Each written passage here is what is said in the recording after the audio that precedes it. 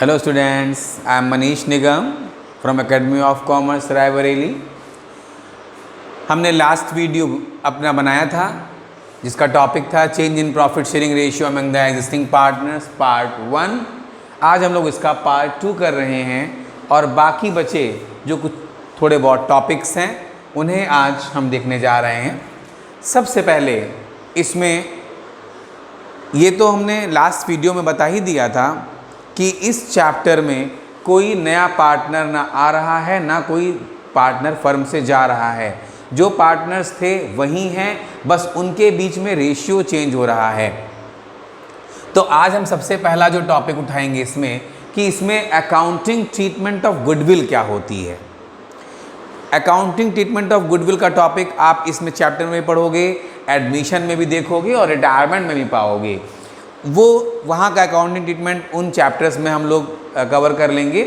यहाँ पर इस चैप्टर में अकाउंटिंग ट्रीटमेंट ऑफ गुडविल के लिए सबसे पहले हम क्या करते हैं, कैलकुलेशन ऑफ सैक्रिफाइसिंग रेशियो और गेनिंग रेशियो निकालते हैं। एसआर और एंड जीआर निकालेंगे।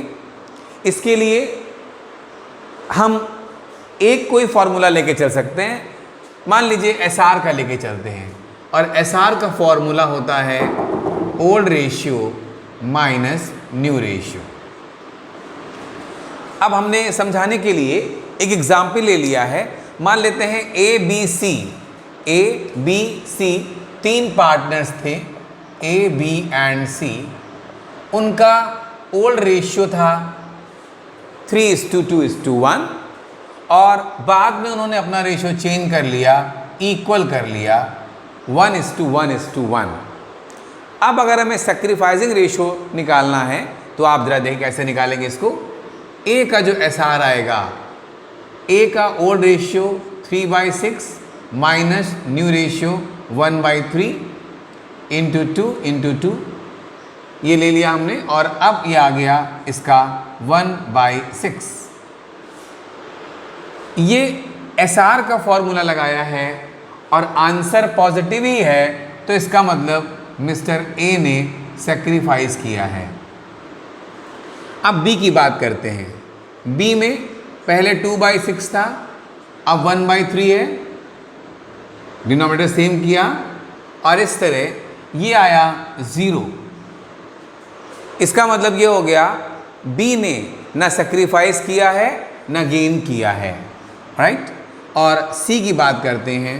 सी का पहले 1/6 था और अब 1/3 हो गया है, × 2 किया तो इसका आ गया -1/6।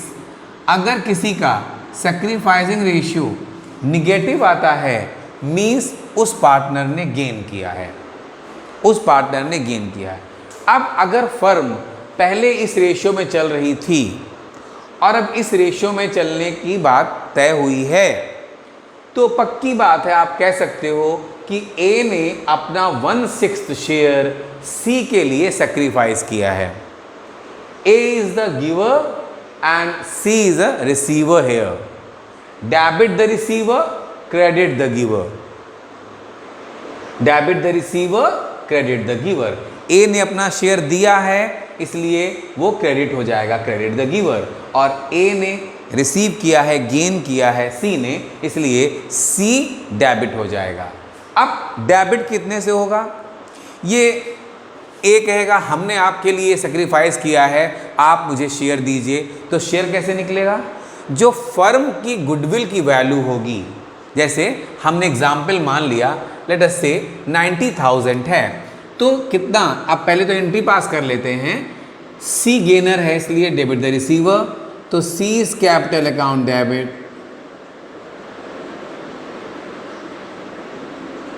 To as capital account. यहाँ बी से कोई लेना देना नहीं है। और अमाउंट कैसे आएगा ये भी देख लीजिए। 90,000 का 1/6 तो 15,000 की वैल्यू आ जाएगी। 15,000 से सी का कैपिटल अकाउंट डेबिट होगा और ए का कैपिटल अकाउंट क्रेडिट होगा। क्यों हुआ?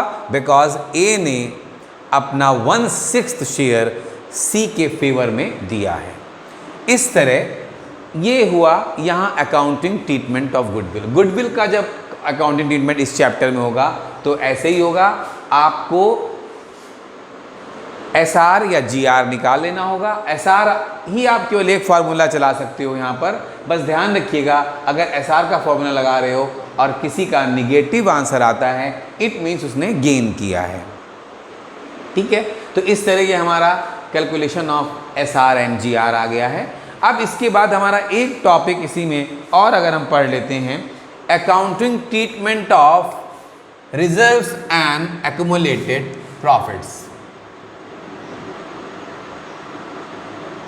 Accounting treatment of reserves and accumulated profits. इसमें क्या होता है, यहाँ पर फर्म चल रही थी, काफ़ी दिनों से चल रही होगी, और पार्टनर्स ने जो भी अपने रिजर्व्स वगैरह या कुछ प्रॉफिट्स इकट्ठा कर रखे हैं अलग अलग अकाउंट्स में। अब चूँकि रेशियो चेंज होने वाला है, फ्यूचर में रेशियो चेंज हो जाएगा, तो पार्टनर्स ये चाहेंगे कि ये जो रिजर्व्स हैं या तो इनको बांट दिया जाए, ख़त्म कर दिया जाए, वो एक केस होगा, या फिर इसको अगर वो चाहते हैं कि इसका अकाउंट बंद ना हो, क्लोज ना करें, अकाउंट को ओपन रखें, तो फिर सेम वैसे ही जैसे गुडविल में हमने किया था, गेनिंग और सेक्रीफाइसिंग निकाल करके आपस में केवल कैपिटल अकाउंट में एडजस्टमेंट कर लेंगे। तो दोनों चीज़ें हम आपको सिखाएंगे। सबसे पहले अगर हम केस 1 लेते हैं, इसमें केस 1 में क्या हो जाएगा, when accounts of reserves and accumulated profits will be closed। अगर वो चाहते हैं क्लोज हो जाए या क्लोज हो जाएंगे, या यूँ कह सकते हो कि reserve and accumulated profits transfer to capital account. अगर वो क्लोज करना चाहते हैं तो बहुत सिंपल है, हम यहाँ एक एग्जाम्पल ले रहे हैं। लेट्स से कि जनरल रिजर्व, हमारे पास जनरल रिजर्व है, हमारे पास वर्कमैन कंपनसेशन रिजर्व है,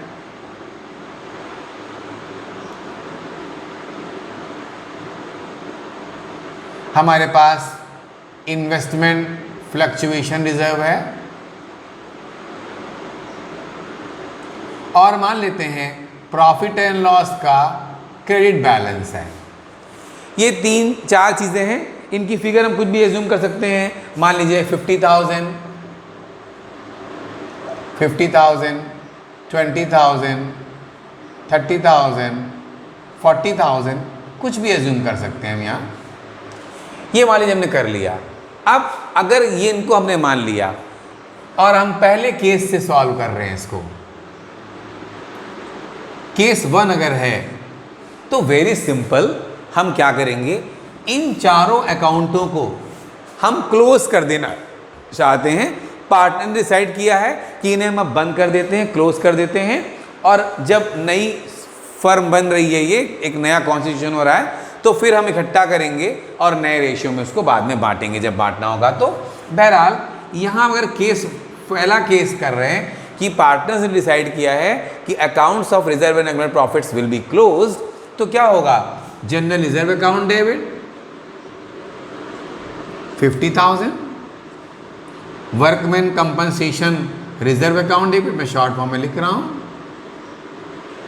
20,000, investment fluctuation reserve account debit 30,000, profit and loss account debit 40,000। Total हो गया 70 और 70 140, और इसको हम क्या करेंगे फिर 2 या इसको 20 कर लेते हैं, तो 120 हो गया। अब ये फ्रैक्शन नहीं आएगा। 2 A's capital to B's capital to C's capital. याद रखिएगा, ये जो रिजर्व्स इकट्ठा थे ये ओल्ड रेशियो में बढ़ जाएंगे। तो अगर हम ओल्ड रेशियो की बात करें तो 1,20,000 इसका टोटल आ रहा है, तो 1,20,000 को हम बांटेंगे 3:2:1 में, तो ये आ जाएगा 60,000, 40,000 एंड 20,000। और इस तरह ये मैं डिस्ट्रीब्यूशन इसका हो गया। अब अगर इसी में यहाँ बता दूँ, अगर बाय द वे यहाँ पर प्रॉफिट एंड लॉस का यही केस चल रहा है, मान लेते हैं प्रॉफिट एंड लॉस का ये इसका ए हो गया, और हम अगर बी करना चाहें, एक और एंट्री मान ले by the way, suppose profit and loss का क्रेडिट बैलेंस ना हो करके अगर डेबिट बैलेंस होता, सपोज 40,000 का, और उसके बाद 50,000 के मान लेते हैं एडवर्टीजमेंट सस्पेंस अकाउंट होता हमारे पास 50,000 का। ये दो अकाउंट अगर क्वेश्चन में बताए जा रहे हैं कि प्रॉफिट एंड लॉस का डेबिट बैलेंस है और एडवर्टीजमेंट सस्पेंस अकाउंट में बैलेंस शीट में शो हो रहा है एसेट साइड में, ये दोनों एसेट साइड में शो हो रहे होंगे, तो उसके लिए क्या करना होगा। तो अब क्या करेंगे, ये इन दोनों अकाउंट के डेबिट बैलेंस है। अब इसे कैसे डील करेंगे, देखिए A's capital account debit, B's capital account debit, C's capital account debit to profit and loss account and to advertisement suspense account. यहां पर ये 40,000, ये 50,000, टोटल 90 हो गया। 90 को 3:1 में बांटेंगे तो 45,000, 30,000 एंड 15,000 बढ़ जाएगा। ये भी किस में बट रहे हैं, OR। यहाँ पर हमें ये सब काम नहीं है कि हमको SR या GR निकालना पड़ेगा। मीन्स अभी तक आपने जो समझा उसमें ये कि अगर प्रॉफिट पार्टनर्स ये डिसाइड करते हैं कि अकाउंट हमारे क्लोज हम कर देना चाहते हैं, वो चाहते हैं क्लोज हो जाएं, तो वेरी सिंपल, जिन अकाउंटों के क्रेडिट बैलेंस होते हैं जैसे general reserve, workman commission reserve, इन्हें हम डेबिट करेंगे और पार्टनर्स में ओल्ड रेशियो में क्रेडिट में इनको क्रेडिट कर देंगे, पार्टनर्स अकाउंट क्रेडिट हो जाएंगे, यानी इनको डिस्ट्रीब्यूट, इन अकाउंट को क्लोज करेंगे और पार्टनर्स क्रेडिट हो जाएंगे। लेकिन अगर by the way profit and loss में डेबिट बैलेंस है और या एडवर्टीजमेंट सस्पेंस अकाउंट इसका भी डेबिट बैलेंस होता है, तो इसे अगर हमें बंद करना है तो अब चूंकि ये डेबिट बैलेंस थे तो इन्हें हम क्या करेंगे, अब ये तो मेरा यहाँ तो क्वेश्चन था, तो ये मेरी एंट्री बन रही है, इन्हें हम क्रेडिट कर देंगे इन अकाउंटों को और इसके टोटल से हम पार्टनर्स कैपिटल को डेबिट कर देंगे ओल्ड रेशियो में। याद क्या रखना है, मीन्स ये ओल्ड रेशियो से यहाँ काम हो रहा है। ये हुआ मेरा पहला केस, यानी केस 1, जब पार्टनर्स ने ये डिसाइड किया कि वो अपना रिजर्व एंड प्रॉफिट्स के अकाउंट को क्लोज करना चाहते हैं। लेकिन अगर वो चाहते हैं कि क्लोज ना हो, केस 2, अगर वो चाहते हैं कि क्लोज ना हो, when accounts of reserve and surplus and accumulated profits account will not be closed, not लगा दिया हमने अब इसमें, will not be close, question मान लेते हैं यही हमारा है। तो अब क्या करेंगे, अब देखिए, अब यहां पर हम ये करेंगे कि इन चारों अकाउंटों का टोटल कर लेते हैं, जो कि यहां आया है 1,20,000, 1,20,000 आ गया, नहीं इसको 20 कर लेते हैं, ठीक है ना, तो 1,20,000 आ गया। अब इसके बाद हमने अभी ये निकाला है, इसका ट्रीटमेंट गुडविल की तरह हो जाएगा, अकाउंट क्लोज नहीं करना, बस SR निकाल करके और अब 1,20,000 का 1/6 करेंगे और एंट्री यही पास होगी, C's capital account debit to as capital account. जिसने सेक्रीफाइस किया है वो क्रेडिट, जिसने गेन किया डेबिट।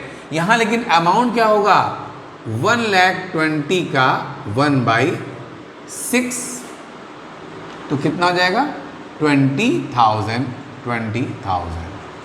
ये 20,000 से एंट्री बन गई और ऐसा करने से ये हुआ कि ये अकाउंट, अब ध्यान रखिएगा, ये अकाउंट अब बैलेंस शीट में इन्हीं वैल्यूज पर दिखते रहेंगे।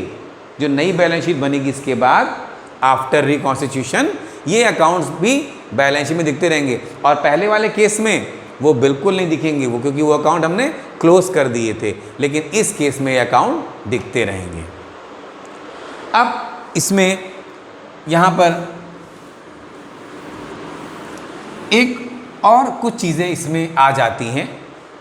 ये तो हो गया केस 1, केस 2, जब अकाउंट हमें बंद करना है तो क्या करना है, उसमें मैंने सिंपल बताया है। उसमें आपको कोई भी जीआर या एसआर निकालने की ज़रूरत नहीं पड़ती है। लेकिन जब हम ये चाहते हैं कि हमारे अकाउंट क्लोज ना हो, तो हम ये करते हैं कि इसका टोटल कर लेते हैं और इसके बाद जीआर एसआर निकाल करके जिसने गेन किया है उसको डेबिट और जिसने सेक्रीफाइस किया उसको क्रेडिट। अब इस तरह क्या होगा, केवल कैपिटल अकाउंट के थ्रू जस्ट लाइक गुडविल हमने ट्रीटमेंट दे दिया है और अब ये अकाउंट बैलेंस शीट में शो होते रहेंगे।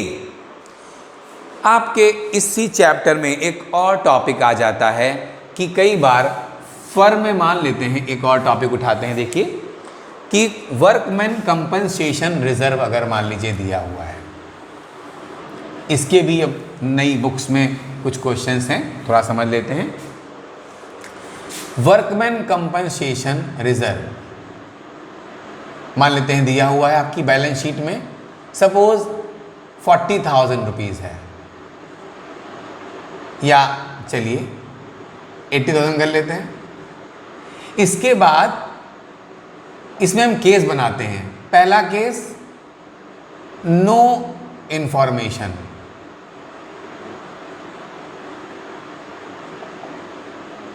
नंबर 2 कोई इंफॉर्मेशन नहीं है कि कोई लायबिलिटी है या नहीं वर्कमैन कंपनसेशन की, तो नो इंफॉर्मेशन, तो क्या करेंगे।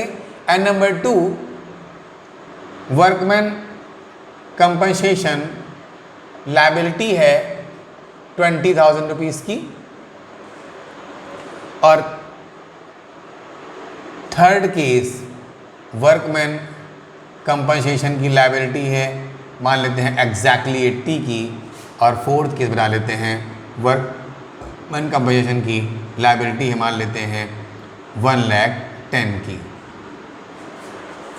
अब जरा देखिएगा पहला केस, आंसर बताने जा रहा हूँ।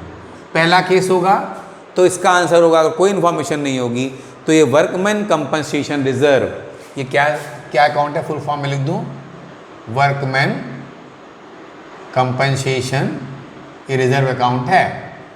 तो सबसे पहले का आंसर होगा, आप इसको चुपचाप या इसको हम बांट देंगे पार्टनर्स में के बीच में, तो वर्कमैन कंपनसेशन अकाउंट डेबिट, इसे चलिए हम 60 कर देते हैं,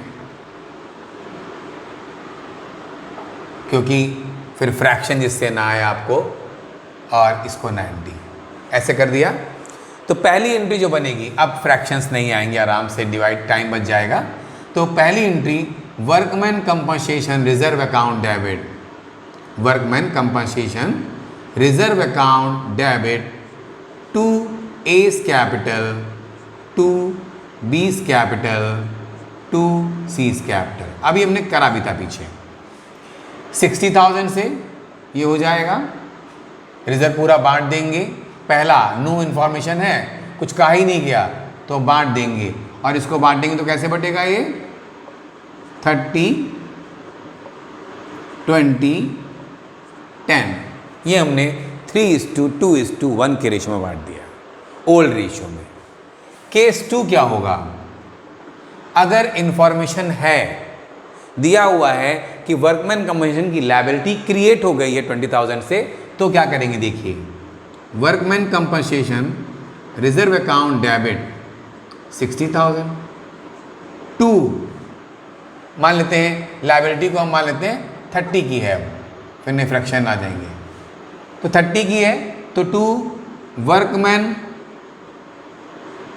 कंपनसेशन, इसके लिए नाम एक और बढ़ा देते हैं, provision for workman compensation, provision for workman compensation account. 30,000 यहाँ हो गया। अब बचा 30 और इसको जो बचेगा उसको A, B और C में बांट देंगे। 30 को 15, 10 और 5 में बांट दिया। ये केस हो गया। मतलब क्या हुआ, अगर कुछ नहीं कहा तो हमने माना कोई लायबिलिटी नहीं हुई, तो पूरे रिजर्व को ओल्ड रेशियो में बांट दिया। किसने बांटा, OR में। अगर कुछ लायबिलिटी है तो उससे पहले लायबिलिटी अकाउंट में डाल दिया, तो provision for workman compensation account में डाल दिया, और उसके बाद बाकी बचे अमाउंट को ओल्ड रेशियो में, ये भी ओल्ड रेशियो में बांट दिया। थर्ड केस है, अगर थर्ड केस में मैंने क्या बनाया, अगर एग्जैक्टली उतनी ही लायबिलिटी है तो बस कुछ नहीं करेंगे, workman compensation reserve account debit 60,000 to provision for workman compensation account. ये हमने लायबिलिटी बना लिया, एक तरह से लायबिलिटी में क्रिएट कर लिया है। अब फ्यूचर में इसको पे कर देंगे, यानी रिजर्व से हटा करके ये लायबिलिटी में चला गया। अब अगर फोर्थ केस है तो फोर्थ केस में क्या करेंगे, मैं फर्स्ट केस रब कर रहा हूँ। फोर्थ केस में हम करेंगे, लायबिलिटी ज़्यादा निकल गई है, लायबिलिटी ज़्यादा निकल गई है, तो अब इसके लिए हमें क्या करना होगा, देखिएगा। फोर्थ केस में workman compensation reserve account debit 60,000, उसके बाद लायबिलिटी बनानी है मुझे 90 की, पैसा कम पड़ रहा है, 30,000 शॉर्ट पड़ रहा है, तो इसके लिए रिवैल्यूएशन अकाउंट डेबिट कर लेते हैं। एक अकाउंट होता है revaluation account debit to provision for workman compensation account. ये 90 की हमने लायबिलिटी क्रिएट कर ली, और अब ये जो रिवैल्यूएशन अकाउंट हमारा डेबिट हुआ है, इसे हम बंद करेंगे और A, B और C में डाल देंगे। A's capital account debit, B's capital account debit, C's capital account debit to revaluation account old ratio में बांट देंगे। 30,000 रिवैल्यूएशन में डेबिट हुआ था, उसे क्रिएट करके क्लोज कर देंगे, और 15,000, 10,000 एंड 5,000 में ये बन गया, और इस तरह केस 4 हो गया। और अब एक छोटा सा और टॉपिक बचा है, उसको भी लाइए जल्दी से कवर कर लेते हैं, और वो है अगर इन्वेस्टमेंट फ्लक्चुएशन रिजर्व हमारा दिया हुआ है, फिर इस चैप्टर के सारे टॉपिक्स कवर हो जाएंगे। इन्वेस्टमेंट फ्लक्चुएशन रिजर्व या फंड, कुछ भी कह सकते हो। मान लेते हैं ये आपका वैल्यू दी हुई है 30,000 की, और आपके ये लायबिलिटी साइड में है बैलेंस शीट के, और एसेट साइड में आपके जो इन्वेस्टमेंट दिख रहे हैं वो मान लेते हैं 1,20,000 के हैं, या 1,50,000 कर देता हूँ, चलिए 1,50,000 के इन्वेस्टमेंट एसेट में दिख रहे हैं 1,50,000 के, और इन्वेस्टमेंट फ्लक्चुएशन रिजर्व आपका दिख रहा है 30,000 का। अब इसमें केस बना रहा हूँ, देखिए case 1, no information, no information. Number 2, market price of investment 1,50,000 है, तो क्या होगा। उसके बाद मार्केट प्राइस इन्वेस्टमेंट अगर मान लेते हैं केवल 1,20,000 रह जाता है तो क्या होगा, या 1 लाख, चलिए 1,35,000 कर लेता हूँ, वरना वही फिगर आप लोग बार बार सोचोगे। फिर अगर मान लेते हैं मार्केट प्राइस, अब की बार 120 ले लेते हैं, मार्केट प्राइस मान लेते हैं 1,20,000 हो जाता है, ठीक। और अब मान लेते हैं फिफ्थ केस, मार्केट प्राइस अगर हमारा केवल 90,000 रह जाता है, ठीक है, 90 या चलिए 105 कर लेता हूँ, 1,05,000, ठीक है। तो अब देखिए हम कैसे डील करेंगे इसको, ज़रा ध्यान से समझिएगा। सबसे पहले अगर कोई इन्फॉर्मेशन नहीं है तो भी हमें रिजर्व पूरा पूरा बांट देना है, क्योंकि हम मान लेंगे कि इन्वेस्टमेंट की मार्केट प्राइस सेम है, जो कॉस्ट प्राइस है वही मार्केट प्राइस है। ये क्या चीज़ है, इसे हम कॉस्ट प्राइस कह सकते हैं या बुक वैल्यू। तो जब कोई इन्फॉर्मेशन नहीं होती है तो भी हम यही मानते हैं कि मार्केट प्राइस हमारी या cost is equal to cost price. और जब सेकेंड केस में बता दिया गया है कि मार्केट प्राइस ऑफ इन्वेस्टमेंट 1,50,000, तो इसका मतलब ये है कि यहाँ पर जब नहीं कहा गया कुछ नहीं तो भी हम यही अज्यूम कर रहे हैं। तो इस तरह आप कह सकते हो, चाहे केस 1 हो और चाहे केस 2 हो, दोनों का सिमिलर आंसर है, और वो ये है investment fluctuation reserve account debit to A's capital to B's capital to C's capital. Question मेरा वही चल रहा है अभी। तो ये 30,000 रुपीज़ को हम बांट देंगे, 30 को बांटा हमने 15 और 10 और 5। ये केस नंबर 1 और 2 हो गया। अगर मार्केट प्राइस, थर्ड केस, अगर मार्केट प्राइस मान लेते हैं हमारी 1,35,000 की है, इट मीन्स हमें अपने इन्वेस्टमेंट की मार्केट प्राइस कम होने से हम उसकी बुक वैल्यू कम करनी है। तो कम करने के लिए क्या करेंगे, इसी रिजर्व में से निकालेंगे। तो देखिए क्या कर रहे हैं, investment fluctuation reserve account debit, पहले पूरा इसको क्लोज कर दिया डेबिट करके, to investment account. Investment account 15,000 रुपये की वैल्यू कम हो रही है, इसमें डिफरेंस देखिए, इसमें और इसमें। तो 15,000 रुपये अगर हमने इन्वेस्टमेंट अकाउंट में क्रेडिट कर दिए तो एसेट के अकाउंट क्रेडिट करने से कम हो जाते हैं। तो इसका मतलब हमने 15,000 रुपये से वैल्यू कम कर दी और इसको हम मार्केट वैल्यू पर ले आए। और अब बाकी बचा 15,000 हम ए, बी और सी में बांट देंगे, यानी 7,500, 5,000 और 2,500 रुपये बांट देंगे। यानी रिजर्व में से जितनी ज़रूरत पड़ी हमने उसको मार्केट प्राइस पे ले आए अपने इन्वेस्टमेंट को, और बाकी जो बचा वो हमने डिस्ट्रीब्यूट कर दिया। अगर हम थर्ड केस बनाएंगे, फोर्थ केस लिखेंगे, तो 30,000 एग्जैक्टली कम हो रहा है और 30,000 ही रिजर्व में पड़ा हुआ है। तो सिंपल एक एंट्री बना लेंगे, investment fluctuation reserve account debit to investment account, यानी एग्जैक्टली 30,000 रुपीज़ हमें कम करने थे और यहाँ पर 30,000 ही रिजर्व में पड़े हुए हैं। तो हमने इन्वेस्टमेंट अकाउंट को 30 से क्रेडिट करके इसको अब इसके इक्विवेलेंट ले आए। यहाँ जैसे हमने इन्वेस्टमेंट को क्रेडिट किया, ये इसके इक्विवेलेंट आ गया। और इस तरह हमें, लेकिन अब बांटने के लिए पार्टनर्स में कुछ नहीं बचा इस केस में, ठीक है, नहीं बचा। और अब लास्ट केस, फिफ्थ केस क्या होगा, वो पिछले टॉपिक के लास्ट केस जैसा ही है। देखिएगा, लास्ट केस में वैल्यू 45,000 रुपये कम करनी है, 45,000 रुपीज़। तो सबसे पहले क्या करेंगे, सबसे पहले तो इन्वेस्टमेंट फ्लक्चुएशन रिजर्व में से निकाल लेंगे, डेबिट 30,000, और 15,000 रुपये के लिए अब हमें क्या करना पड़ेगा, रिवैल्यूएशन अकाउंट डेबिट करना पड़ेगा, ठीक है। डेबिट करना पड़ेगा, तो ये 15,000 रुपये से हो गया। और अब टू इन्वेस्टमेंट कर देंगे,